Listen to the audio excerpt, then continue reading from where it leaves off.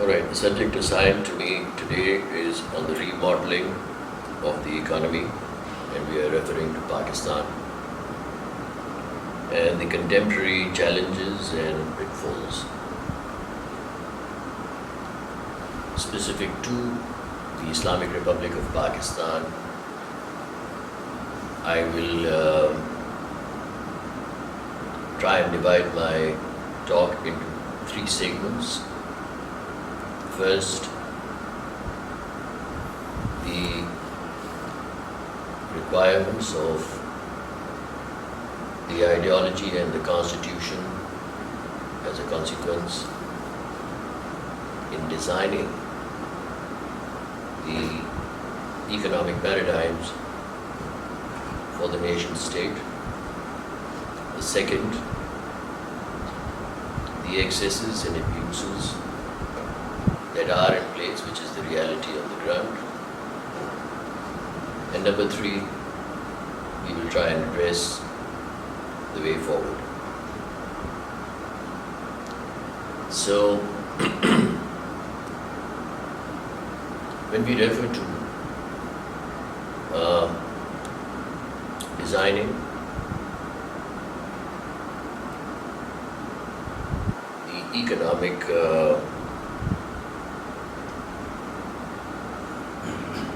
remodeling the economic fabric for the nation state, we have to see the limitations and the permissive limits that are available from the perspective of our ideology and the constitution. There is a significant aspect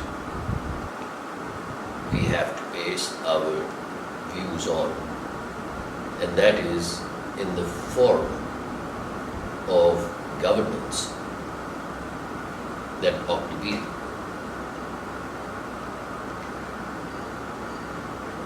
In a religion that ordains the concept of unity in the form of an ummah, the concept of nation states is obviously contrary. Notwithstanding, the nature of government as seen from the periscope of the Islamic ideology is one that is in the service of a population. It is contrary to the notion which is rampant in the Muslim world, where the population is a captive for a monolithic set of rulers who determine their fate, who determine their future, determine their health, determine their well-being, their level of literacy, and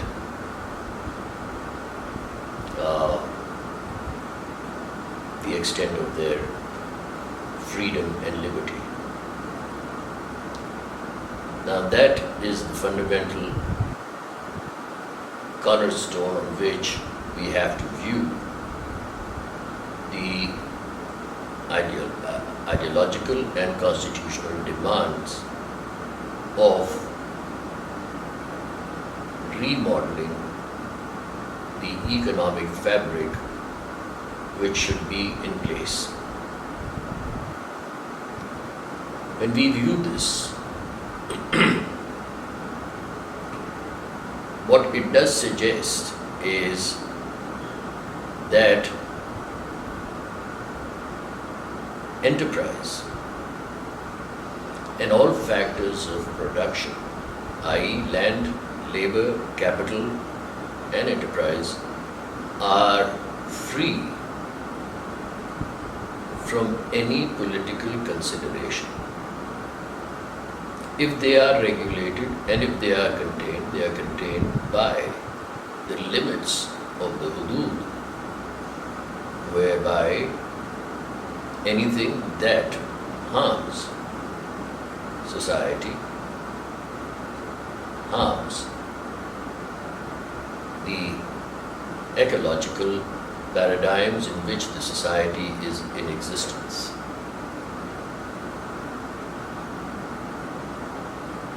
is challenged.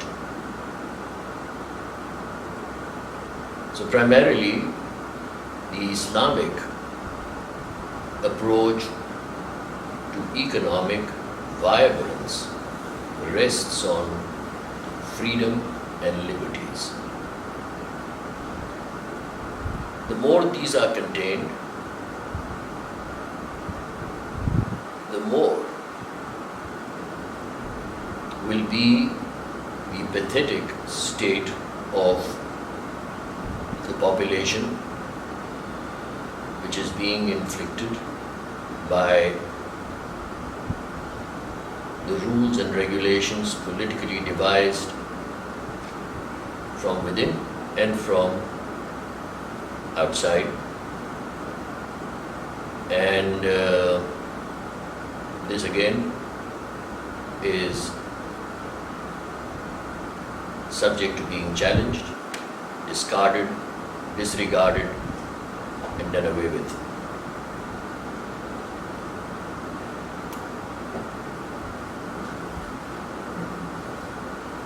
The constitution that we are upholding based on our ideology pretty much supports this initial narration of the larger picture as it ought to be in the Islamic Republic of Pakistan, and the fundamental points of the ideology are free from dispute and contradiction among sects and the leaders of these various sects that exist within the Islamic Republic of Pakistan. The second aspect we have to look into while remodeling the economic fabric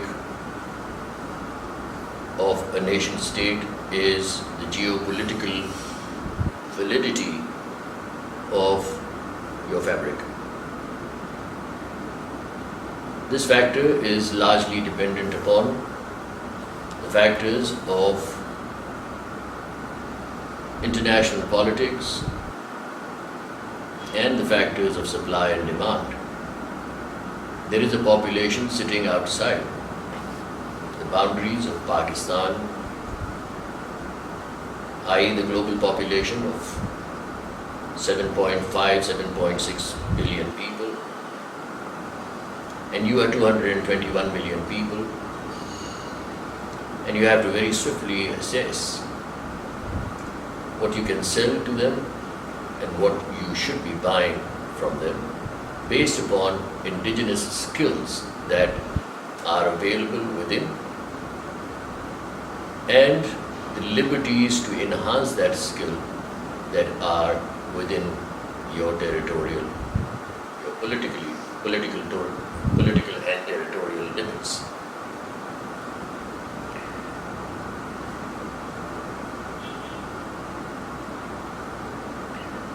The next point obviously is the sensibility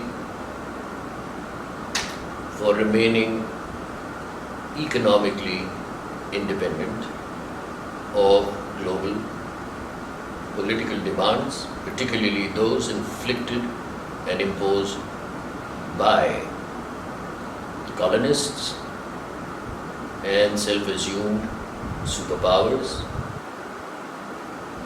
who have within their own territories allowed liberties to enterprise for technological development. And the final point is that the economic fabric for remodeling must address the larger interest of the welfare of the people where this particular economic fabric is being put into place. So in the first part of my talk, these are the 4 points that make up for the foundation and the bedrock on which the economic picture, the economic fabric for remodeling our economy should be based upon. Let's move on to the reality on the ground. In denial of the ideology, in denial of the constitutional demands, what we see in Pakistan is a committed following of international colonial laws, politically engineered to keep the economy arrested in the hands of a dragnet that uses the population as a factor of production, chained, voiceless, and without liberty whatsoever.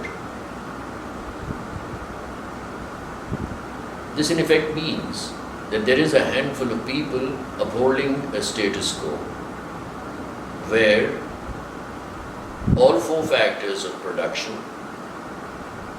land, labor, capital, enterprise, are arrested and in captivity. Land, which is fundamental to production, is not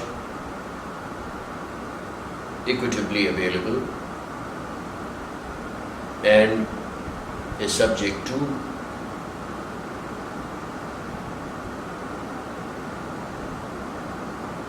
and this is embarrassing, but this is subject to a feature of land grabbing across the board by institutions of the state, by people,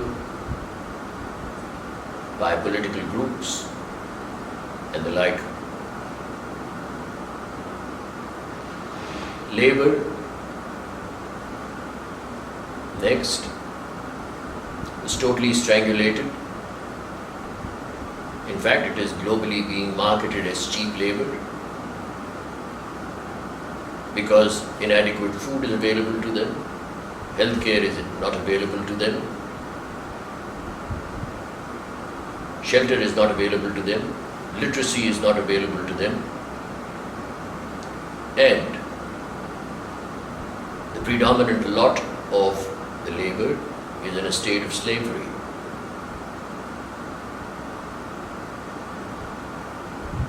We move on to capital. We see that on the count of capital, the Pakistan rupee does not reflect the assets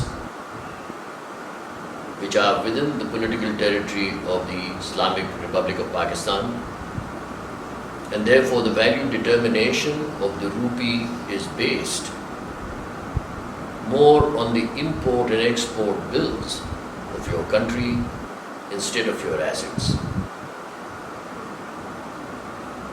And therefore, it further guarantees and declasses your economy into an economy of a client state, a third world, or a country which cannot do without the assistance coming from donors,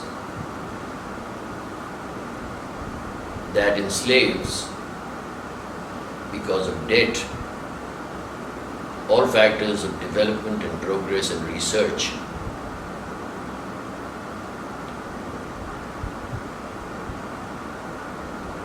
And even security for that matter.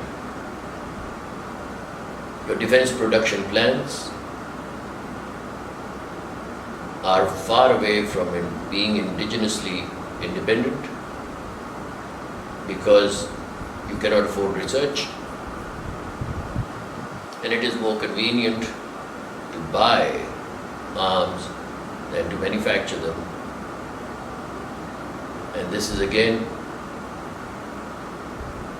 a security threat for the very existence of the country.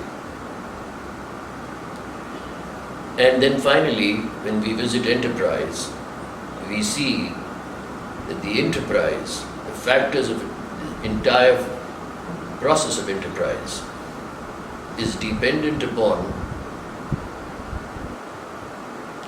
the will, wish and whims of the civil bureaucracy, who are the real profit takers for any initiative, economic initiative that should visit the country. This has resulted in the flight of capital. This has resulted in rudimentary industries coming about and keeping the entire nation out of pace for technological development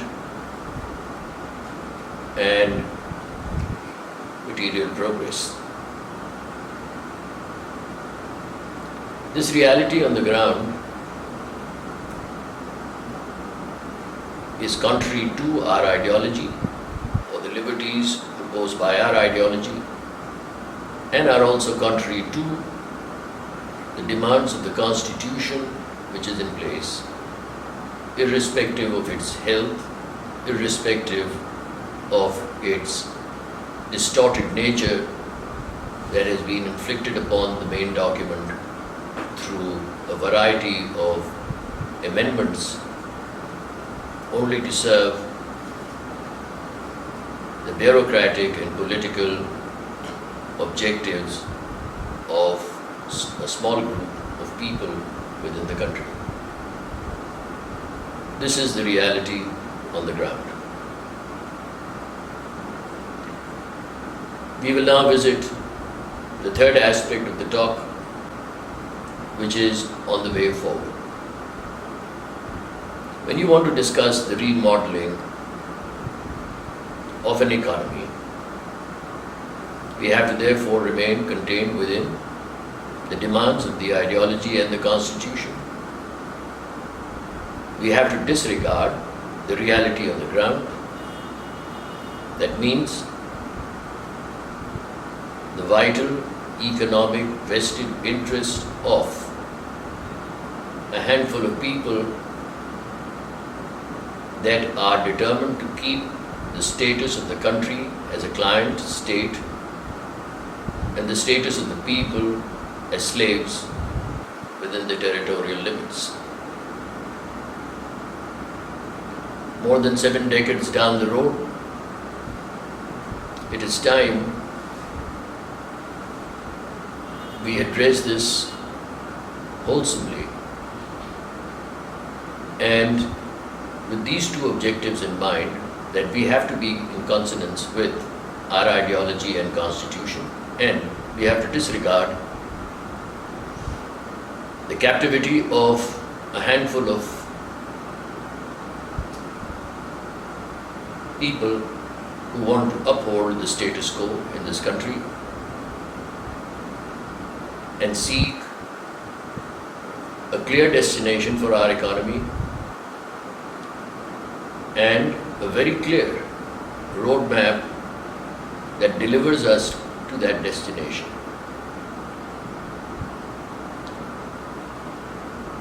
Towards achieving this particular objective, what has been proposed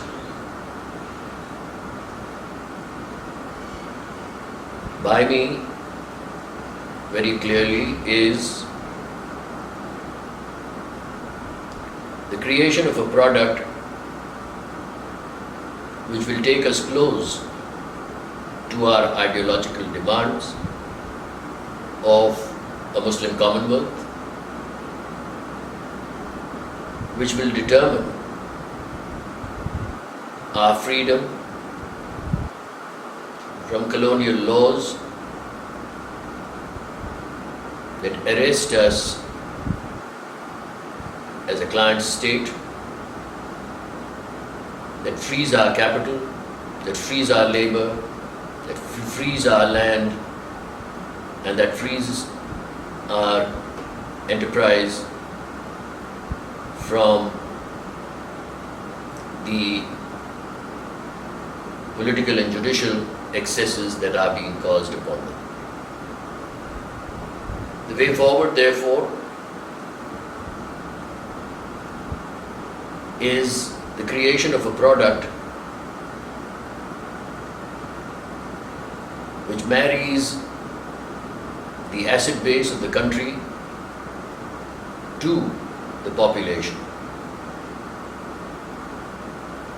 You have a rich asset base and you have an equally rich population for its ability to achieve anything the best of the races on the planet can possibly achieve. The marriage comes about in the form of a creation of a product.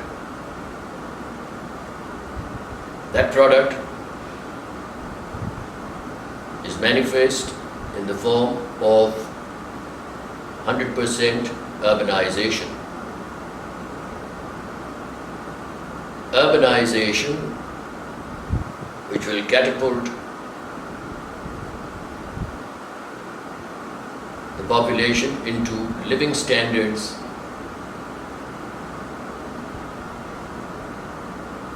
that are not available to them, and this urbanization will be based upon the creation of municipal companies that can be brought about on the stock exchanges within and outside Pakistan, for bringing about fiscal decentralization and management.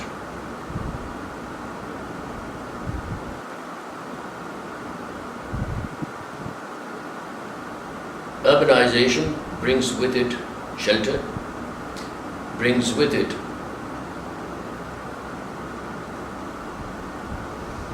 an equitable standard for living within those shelters. Urbanization will bring about the management of the population without being politically divided, in fact dismembered into sects and religious groups and political groups and ethnic groups.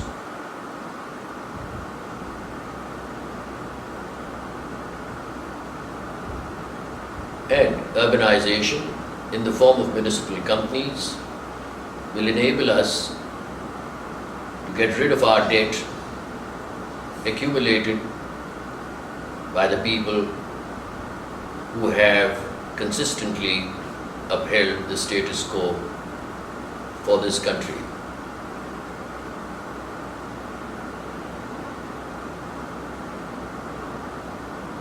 Once urbanization has been achieved,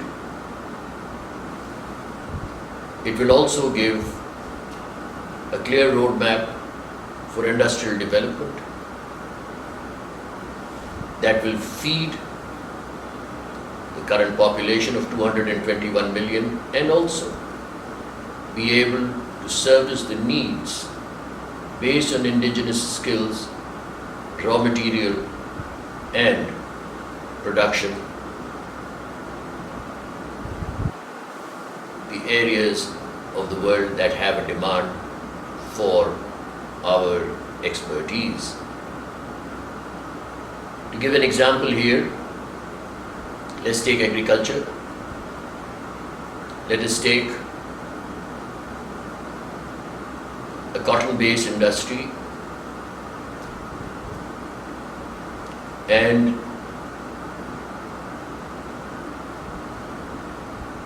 alone from this, even based on the research done by agencies like UNDP, you have enough to feed a population of over 1 billion people at the highest level of highest standards of living on the planet.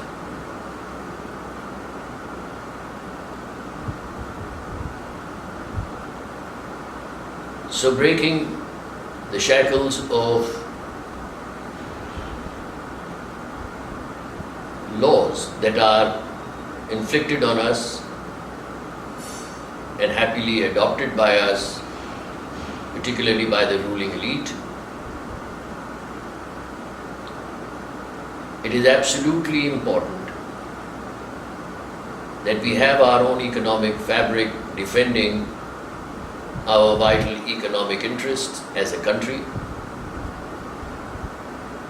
in total disregard of sanctions, political maneuvers, standards, and grading imposed internationally on us.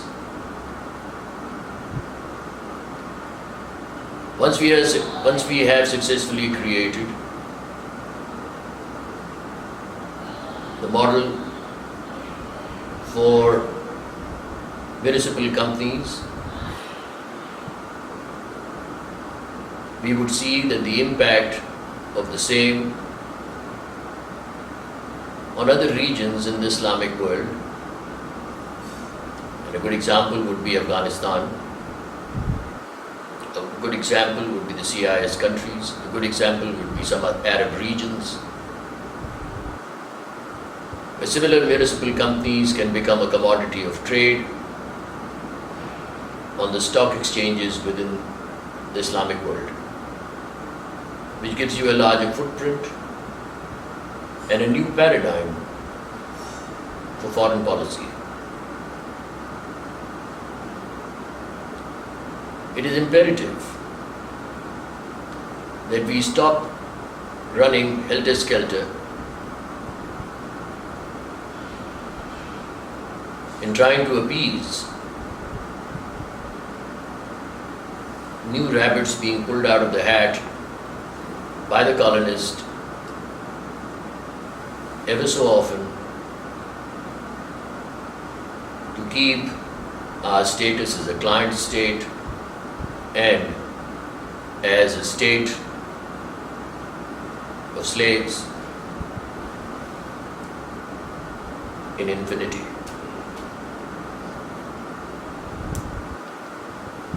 Towards land utilization, after urbanization has been done, which takes away only 20%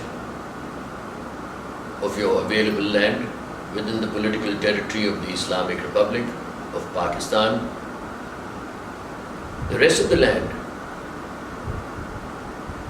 when given out on the same analogy as municipal companies for the purposes of agriculture, for the purposes of mining, for the purposes of tourism, for the purposes of industrial states.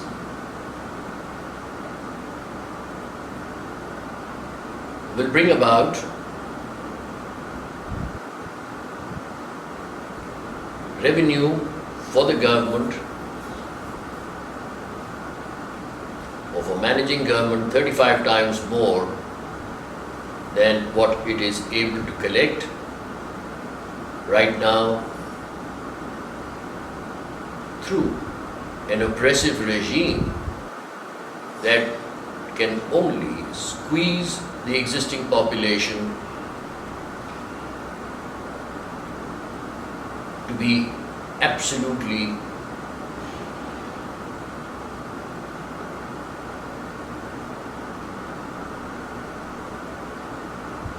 enslaved to the ruling elite.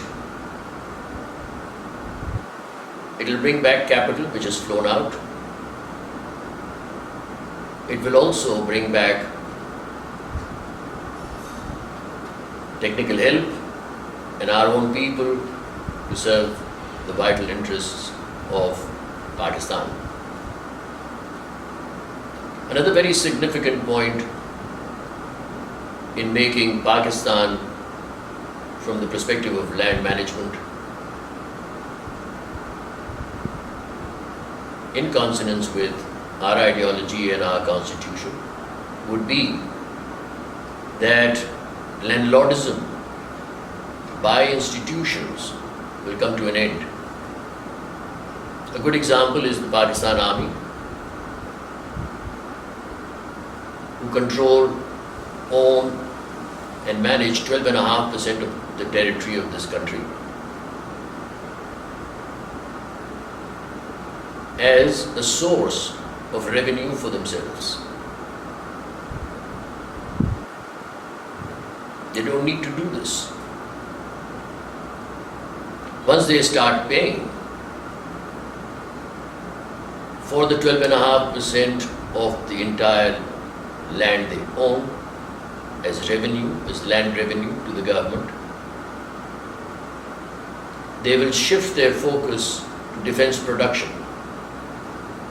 They will shift their focus to professional development.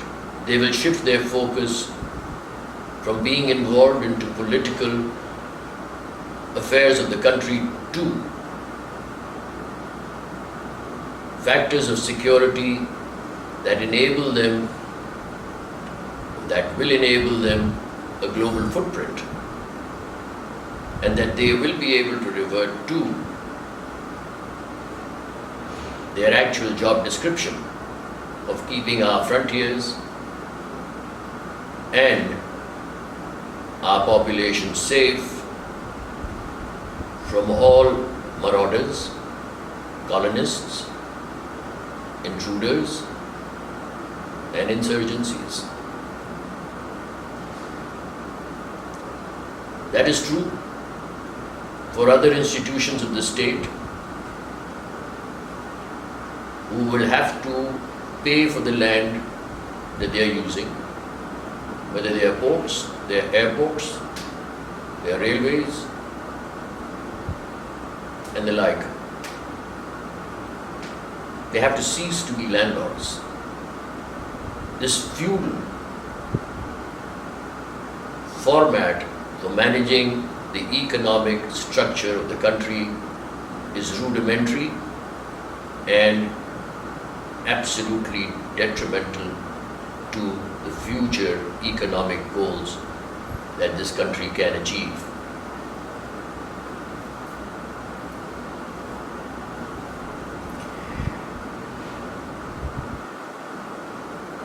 Labor, therefore, again, is a cost on the government. You have to educate your labor. You have to educate the population. You have to look after their welfare. You have to make sure that they are all fed. And they are fed enough and properly enough to to be able to provide for them an opportunity to serve the larger goals of life than remaining beggars, illiterate beggars. Similarly with capital, we need to dissociate ourselves from the yardstick of imports and exports determining the value and validity of the Pakistan rupee. The Pakistan rupee, if it is linked to intangibles, is oppressive. In the first place, it should be linked to a tangible, perhaps like gold, and it should be linked on the natural resources available within the territory, the political territory comprising Pakistan. In clear estimation, the revaluation of the Pakistan rupee to match up with 1 unit of gold is absolutely essential. Then the import and export laws again are fundamental to remain in consonance with our ideological and constitutional demands, that we have to open our doors to products from within the Islamic regions of the world free of duty. It is absolutely crucial. And we have to forget about exporting to countries that unilaterally impose quotas on our products.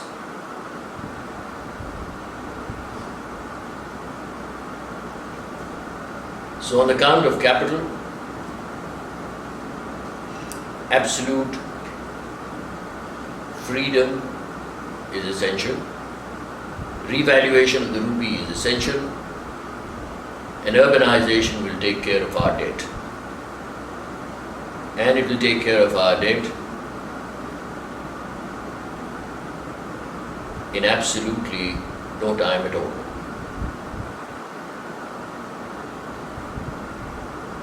Further borrowing in the intangible currencies of other countries, whoever they may be,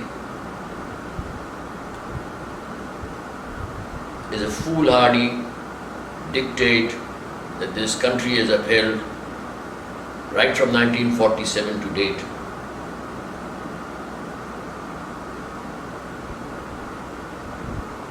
We speak of this because the ruling elite in office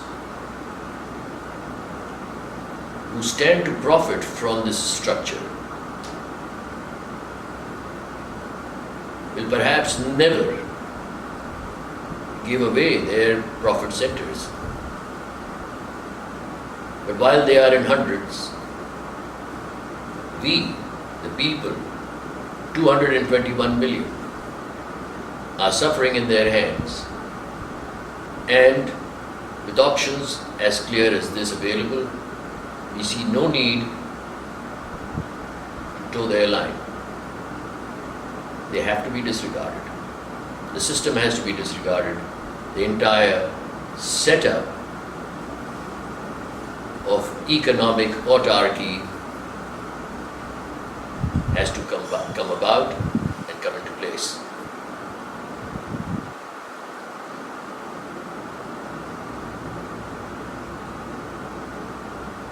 Then we can move on to enterprise. Enterprise again cannot be subjected to what is sensitive and what is not sensitive.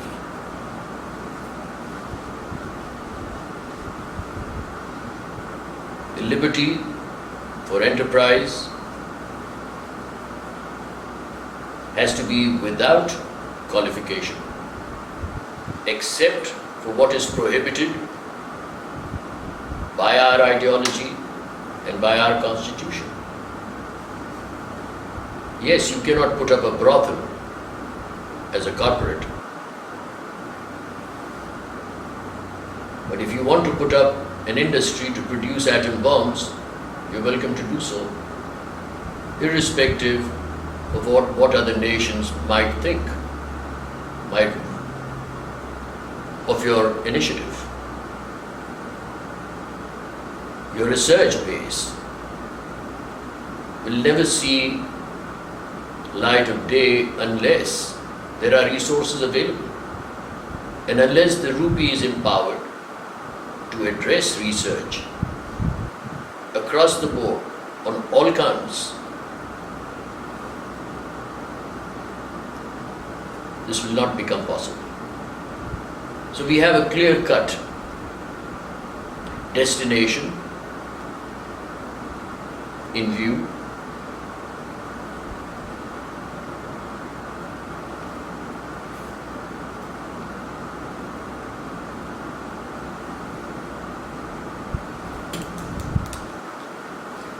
That provides for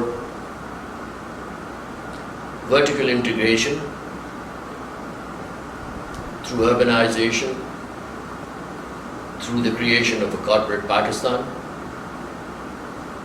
and that destination has a clear-cut roadmap, which is again based on laws that have to be engineered, legislated, and invoked.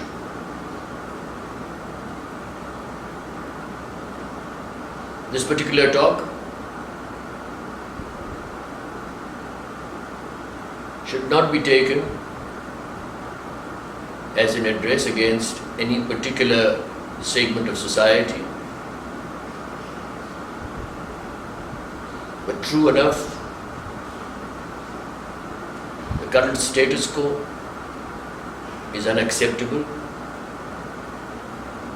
and the people who want to uphold it are unacceptable in the same stride.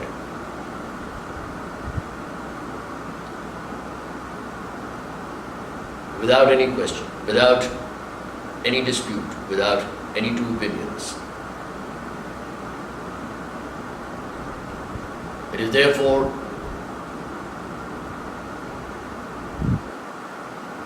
my request to the business community in particular, to the industrial community in particular, to the entrepreneurs in particular,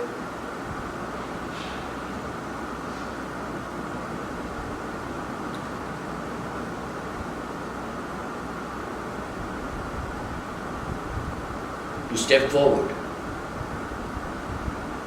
and disturb the calm of the status quo in the larger interest of the population, in the larger interest of our economic validity, in the larger interest of the survival of Pakistan. No country has progressed without remodeling their economic fabric and providing it with absolute liberties in total disregard of